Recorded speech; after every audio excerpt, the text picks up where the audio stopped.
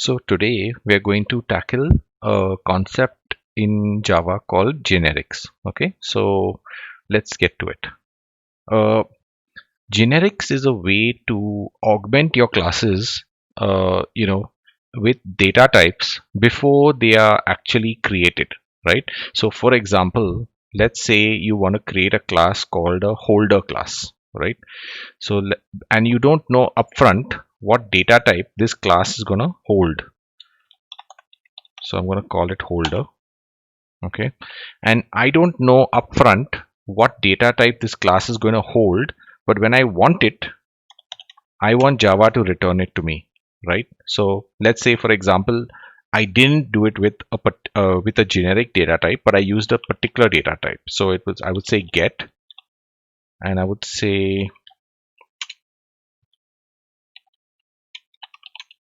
int a, and I would say return a, right? So this is just a simple example. I mean, you may not actually write a class like this, but I just wanted to show you how generics makes this class, I mean, sort of gives it more superpowers, right? So if you look at this class, you can get an int, but you can't get a double, right? To do that, you would have to write another method here. So you would say public double get double d and say return a, right? Sorry, return d, right? So this is how you would do it, and then so on and so forth for the other primitive data types, right? Now this is fine, but it makes you have to write a lot of code, right? What we want to do is actually eliminate all this extra code and maybe just have this one function and this one class, right? So how do we go about doing it? Now the syntax for that, this is, I mean, it can look a little bit confusing, but actually it's fairly simple. You put a angle brackets and you give it a generic type. Now convention says that the generic type's name should firstly is it's always capital letters, and if you have just one type, the type name should be T, but you could actually have any type name here. You could have A or Z or whatever. I normally use T, right? And now what I can do is I can replace all the concrete data types with this kind of abstraction known as a generic type parameter, right? So now let's see how this actually works out when so pay attention carefully. We've created just one class with one method, but let's see how we can create multiple types of objects, and therefore we'll get multiple types of functions, right? So let's say var a equals, new holder, and let's say I want to store a string in there, right? Now I could say sout a dot get and just print some value, right? ABC. So let's run this code and I'll then go through it line by line to explain how it works, right? So everything works out. Now let's just take a look at what happened. When we instantiate an object of this holder class, we have to supply this parameter just like we supply parameters to a function, right? So how many parameters do we put in these angle brackets? This is, I mean, you can find this out by looking at the class name. So the class header has just one generic parameter, right? So in this case, I've supplied just one generic parameter. And the moment I do this, right, you can think that Java it doesn't actually work like this, but you can think of it like this. Java's superimposing string everywhere you see a T. And because now this class has effectively become a class called holder string or holder of string, what's happening here is this return type will change to string, this function argument or parameter will change to string, and then when I return a string here, everything is compatible, right? And actually you can go even further. So I could say var b equals new holder, and I could say integer, and I could do a print again. So I'm going to say b dot get 20, right? Let's run this. And again, you see 20 printed out here because that's what's returned by this function, right? So even though we have created only one class with one generic type parameter, what Java allows us to do is actually now create n number of different versions of that class. So this is the holder of integer version, and that's the holder of string version, and we get all of this stuff for free. So in fact, you could keep going on and on and on. Now, the one thing to remember when you're using generics in Java is not so much for the string type, which is a reference type or a class type. When you are dealing with primitive data types like int, double, float, stuff like that, char, right? You can't actually do int here. So Java doesn't support generics for the primitive data types, right? For that, you have to use a class called integer. And similarly, for the other primitive data types, there's a class for each of them, right? And if you check out the documentation, like I was showing you in the previous video, you can actually get the documentation for each of these. So integer, character, float, double, boolean, stuff like that, right? So, or byte, right? So this feature of generics kind of lets you, create a blueprint and allows you to now kind of use this blueprint in many different ways, right?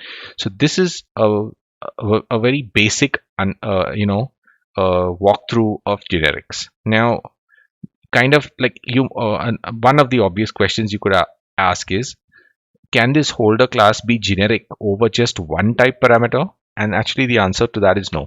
So I could put another generic type parameter, right? And I could have another function here, for example, public u print u a, and let's say this one. So let's say this one actually doesn't return anything. Okay, and I'm going to say s out a, right?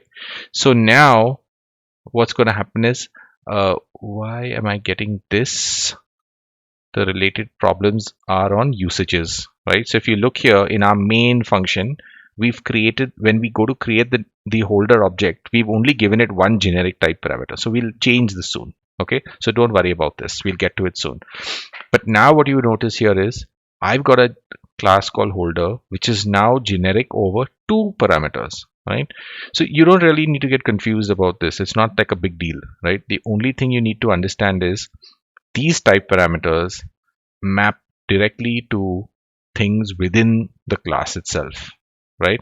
And actually generics is a fairly advanced topic, and we won't have enough time to get into every single detail in these videos, but maybe later on I could do a more advanced video, right? Once you guys have kind of gone through some of this basic stuff. Now let's actually fix these two related problems. So let's go back here, and instead of string, so I'm going to say float, and here integer I'm going to say double, right? So let's take a step back and now understand what's happening. When I create this object using this new expression and I pass in string and float, string is become t and float is u, right? So if you go here, this is string and this is float. It's in the order in which I specify. Now if you come back here, if this is string, that means wherever you see t in the body of the class, you substitute string for it mentally. And wherever you see u in the body of the class, so for example here, you substitute, in this case, float, right? So we could actually do this now, and actually let's try and see how it works out. So a dot print, and let's give it a number, 1.2f, right? So let's run this code, and as you can see, it prints it out and everything is perfect, right? So this is an example of generics. It's just a very basic example just to get you guys started, and I would sort of urge you to kind of try to create more of these types of classes, substituting various things in places of this. So maybe try it with 3 arguments, three type arguments, try it with 4, try it with 2, try different classes, try to create the objects of these different classes using these new expressions and this particular syntax, and try and sort of get your fingers kind of used to writing this kind of code, because it's kind of fairly useful, right? And in fact, in the previous video, when we were doing the video on reading the Java documentation, you will see that generics actually plays a big part in the Java programming language, and it's pretty much everywhere in the Java programming language, right? Even when we were doing that example of array list, so let's say list, and we said new array list. If you notice the signature or the header, it has E here, which is the element type, right? So I could say array list of double, sorry, and then I could say list dot add. And notice one thing, when I said list dot add, now Java has given me a version of this array list class, but with double. So it automatically knows I'm going to insert doubles into this list. So I'm going to say add, and I'm going to say 1.5, right? And I'm going to say, sorry, yeah, there we go, list.add 2.7, right? And we can actually print this out. So we could say var a, again, I don't know why the hell this does it, but whatever. I'm going to say list, I'm going to say s out a, right?